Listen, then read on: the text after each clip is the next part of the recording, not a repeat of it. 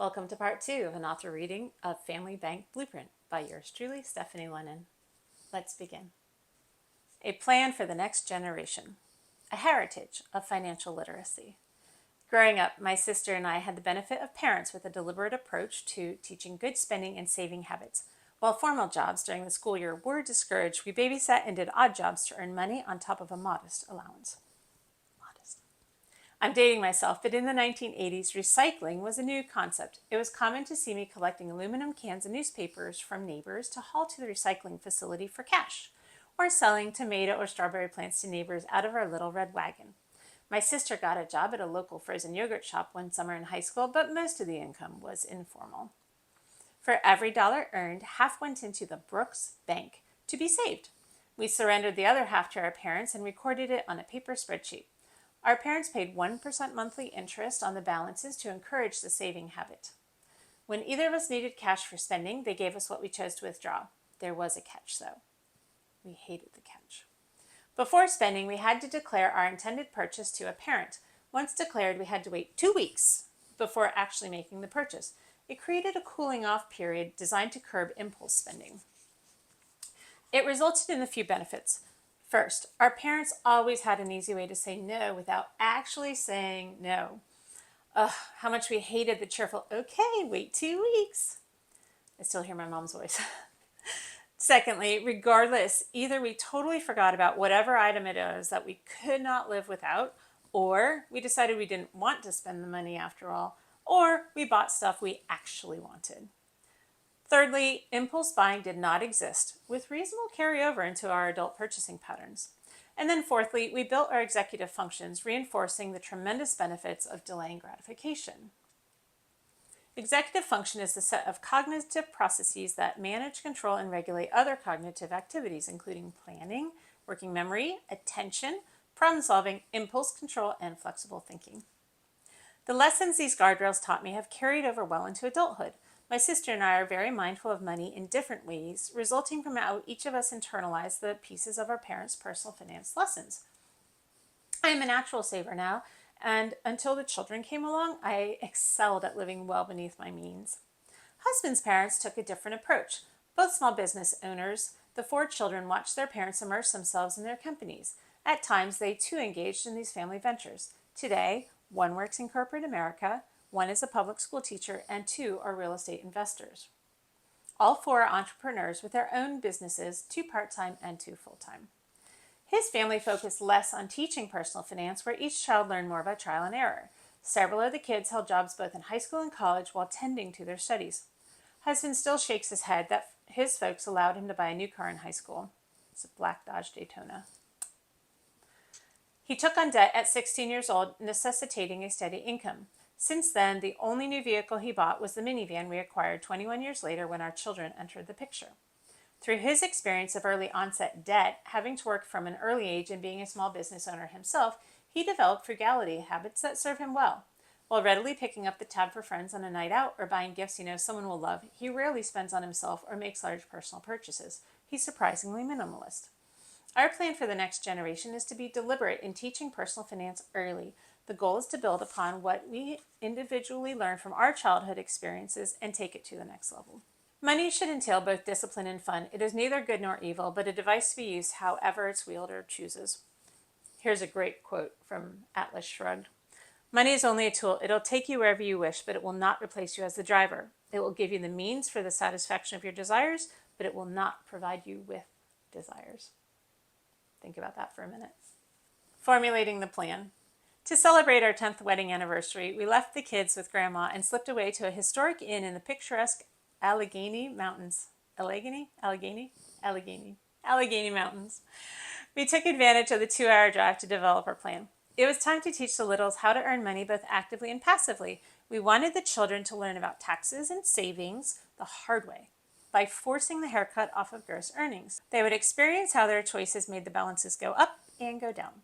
They would learn empirically, seeing how their actions and decisions had natural consequences for better and for worse.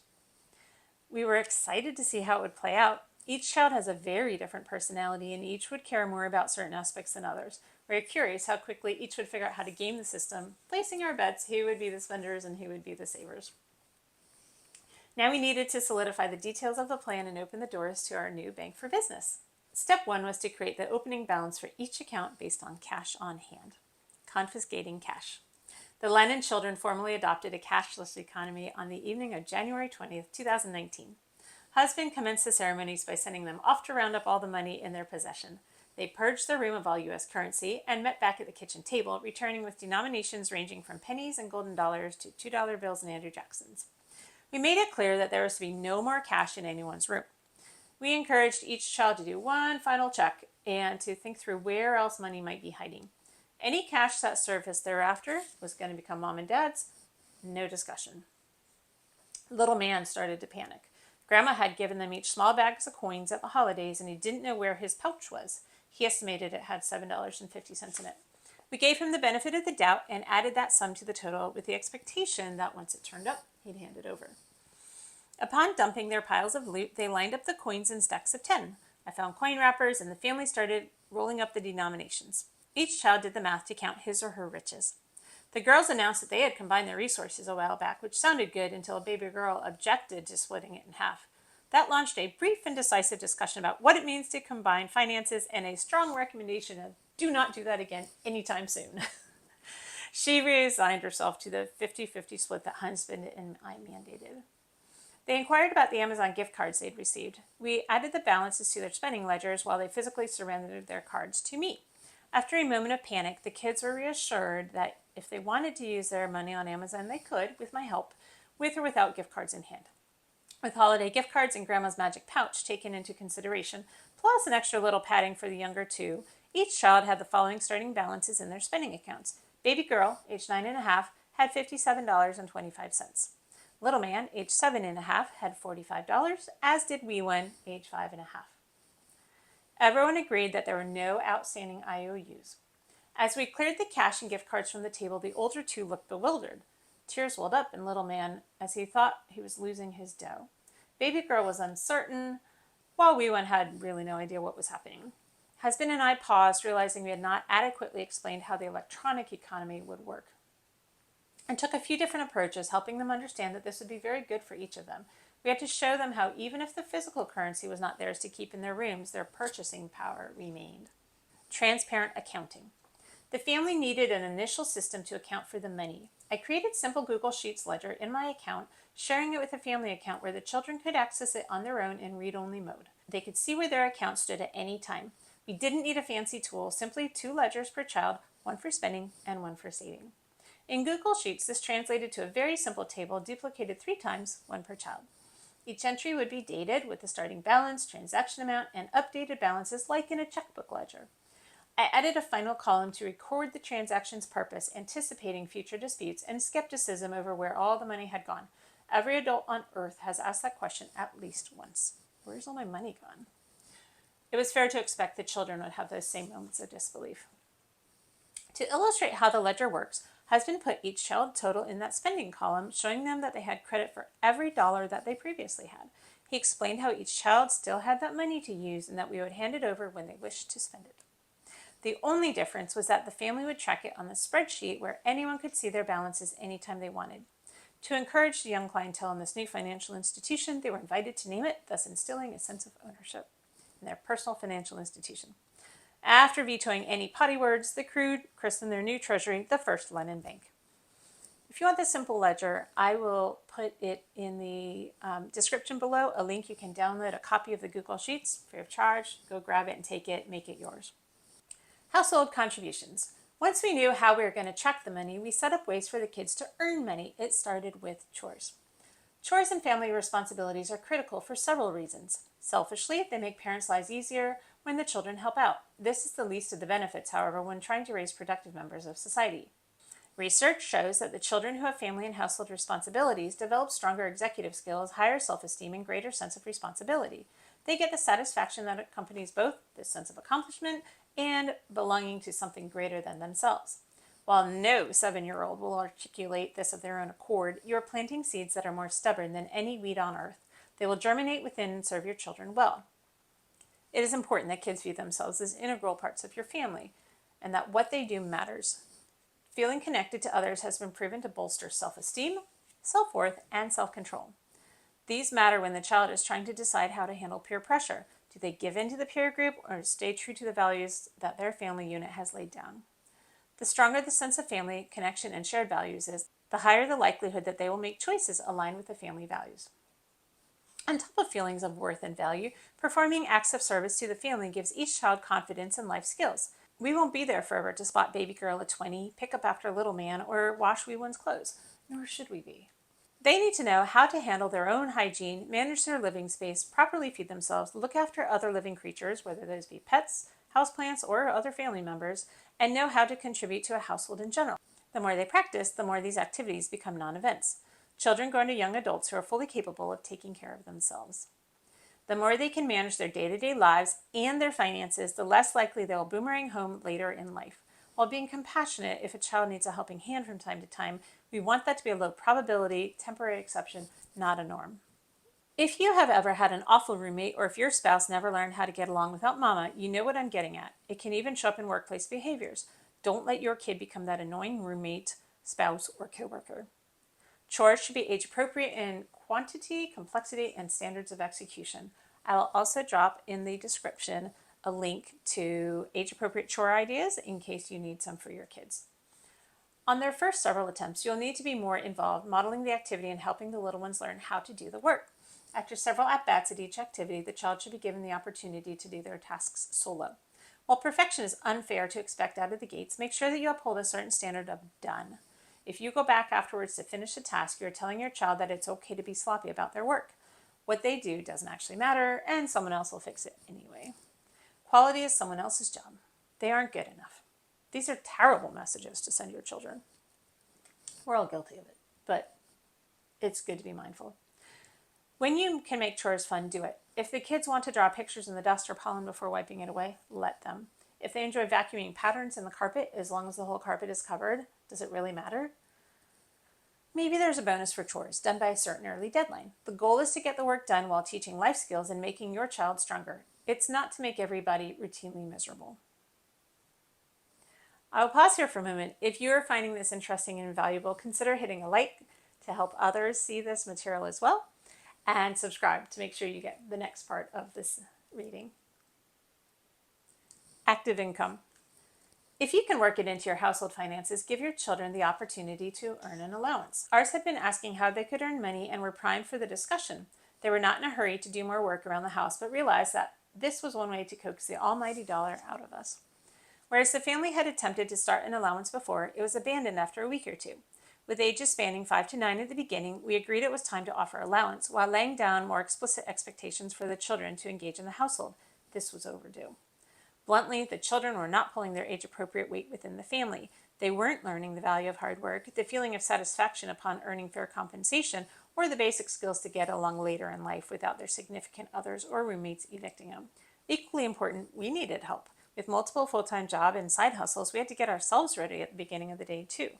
Getting up earlier to take care of kid basics was really getting old. Offering an allowance as incentive to pick up more responsibilities at home solved multiple problems while mirroring the real world of going to work and getting paid for it. Chores and allowances deliberately did not come with an a la carte option where someone could forego a portion to avoid an undesirable task. While doing chores and receiving allowance were tied together, opting out of chores on an ongoing basis was not an option. Responsibilities were expected as an integral part of being in the family. We provided allowances to offer the children opportunities to buy goods and services that were important to them. On a positive note, each child wanted opportunities to earn more spending money. The kids had already tasted entrepreneurship, setting up neighborhood lemonade stands and participating in the community yard sale. They wanted more. Clearly, we had to offer alternate paths to practice the art of spending and not spending money. All hail the tax man. In the real world, most earnings are subject to income tax of some variety. The tax man comes knocking like clockwork. An entire industry is built around helping people and legal entities minimize their tax burden. For most of us, taxes are an unavoidable reality for much of our lives. The gross you earn is only yours to keep if you earn it in a tax-free vehicle. While possible to play deep tax games legally, most of us need to resign ourselves to and plan for taxes at least at the beginning of our earning life cycle. Although they are quite young, it seemed wise to help the littles get used to it now. To that end, we established a 50% tax rate. Yep, you heard me right. 50%. It's easy to calculate, and once used to it, anything lower is a blessing. It helps accustom them to the real income they earn and to living within their means. This worked well at the Brooks Bank and was adopted into the First Lennon Bank. Taxing the children's income in this way serves multiple purposes. The first lesson it provides is that the amount your employer pays you is not equivalent to your spending power. Almost all U.S. income is subject to income tax, with a few notable exceptions that will not be covered in this book. Our logic is that the sooner each realizes that the paychecks get automatic haircuts, the more they'll frame their thinking around it appropriately. They can't fight the IRS. It's best to find a way to deal amicably with it. The secret to taxes. If you know you want X of net, negotiate X plus Y of gross to cover the government share. The total was never fully yours to begin with. Facts. Since I grew up with access to only half my income, it helped me look at taxes in a somewhat neutral light while teaching me to live below my net income versus my gross. In reality, this 50% is not going to the IRS. Look at it as forced savings. In the children's case, the mandatory 50% haircut is going into an interest-bearing savings account or brokerage account. It is tracked alongside the spending ledger and will be held in custody until they graduate high school and are off for college or whatever follows graduation for each.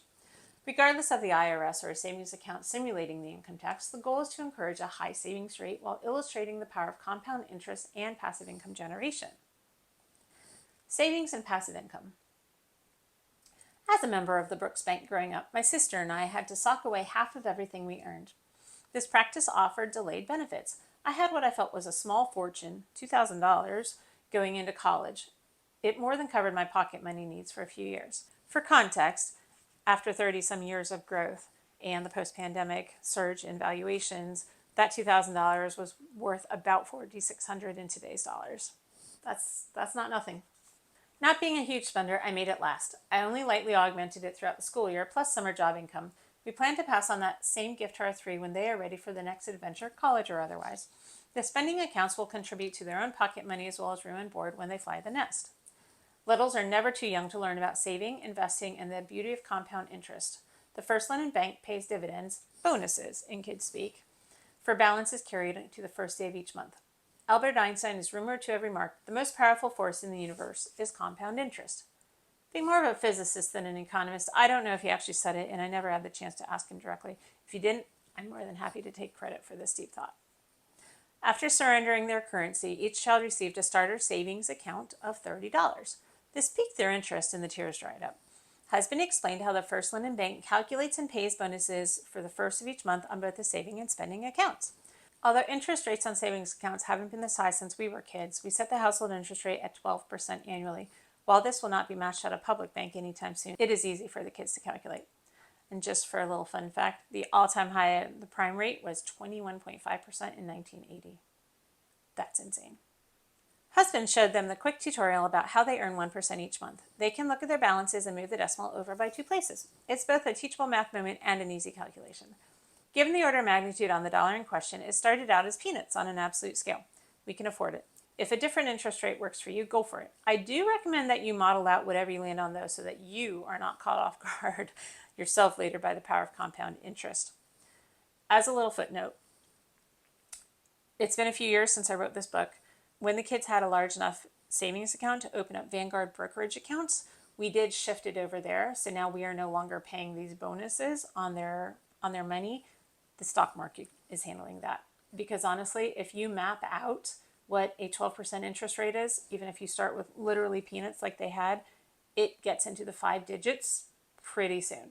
So as soon as they can get into the stock market or some other kind of investment, whatever you're most comfortable with, that's where you really want to be, because compounded interest is real and it works both ways.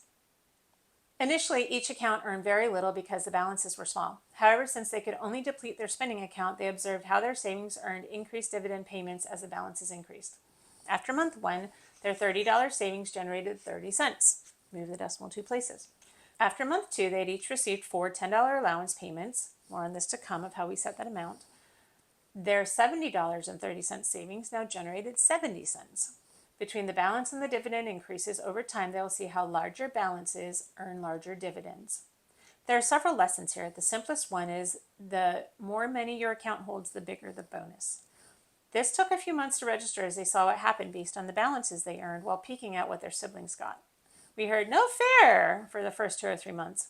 On the contrary, nothing could be fairer. Each has an equal opportunity to earn, spend, and save. Natural consequences are a very powerful instructor. Secondly, is the lesson of compound interest. It is unnoticeable at the small dollar amounts and when ignored in the spending accounts for a while. However, the savings accounts are untouchable. The interest has built up considerably, and they can compare how much interest they're getting on this non-decreasing savings account versus the amount of interest they were getting on their spending account that they kept depleting. You start to notice it over time. The third lesson feeds off of the first two, which is the power of passive income. Showing the children how their money can work for them is incredibly persuasive. The earlier they internalize this, even if it's a fuzzy notion at first, the better off their entire financial future may be. Spending with purpose and within boundaries. Cash burns holes in children's pockets. Once they have some, they want to spend it immediately. This can often manifest as wandering aimlessly around Target or the dollar store, searching for something to buy. The ideal purchasing power is to decide what you plan to buy in advance. Make sure you have sufficient funds to cover the purchase without sacrificing other life essentials, and make your purchase without adding on other unplanned items to your shopping cart. Marketers everywhere will try to convince you otherwise and to overcome your resolve. The goal is to stay focused on the prize and make it back home with any excess funds still in our bank account or pocket. One anticipated challenge was tackling spending money on actual stores for toys and encouraging them to think of other ways to enjoy their hard-earned money. Little man is a big sports kid. He's always begging to go to the driving range, glow golf, bowling, Sky Zone, Chuck E. Cheese, etc. This presented the opportunity to expand his thinking on what he could save and spend his money on. Before rushing off to Target or the dollar store with fists of cash, we encouraged him to consider alternate ways for his spending money to create joy for himself and possibly others. Secondly, we learned that it is important to establish upfront boundaries on what the kids are allowed to spend their money on. Are you okay with them buying sweets or fast food? And if they do, does that mean they can eat however much whenever they want to? Are you okay with them buying electronics? If so, are there time limits or other usage limitations that apply? Is there a limit to how much online gaming that they can put money into? If they buy their own clothes, are there length, coverage, or other restrictions that apply? For example, like holes or no profanity or objectionable graphics? What are your rules that are actually not related to how much money they can and cannot spend, but like of what they can spend it on? It's important to set those rules up front. It's important to share that we also expected and hoped that one or more would just go hog wild with their spending accounts and go broke once or more. Little man definitely obliged us. It's ideal for it to happen in elementary school with hopes that they learn how to course correct and spend wisely as early as possible. If this never happens before college, it's a lost opportunity for safe learning. Structured failure is one of the best gifts parents can orchestrate. Make sure that they internalize the right lessons from it. Game on. At the end of the discussion, all 5 family members were excited to see where this whole thing was going. Without being fully aware of it, the children were to become our juvenile personal finance guinea pigs. We were curious what would work and what would blow up in our faces with unintended consequences. The next step, formalizing chores and an allowance.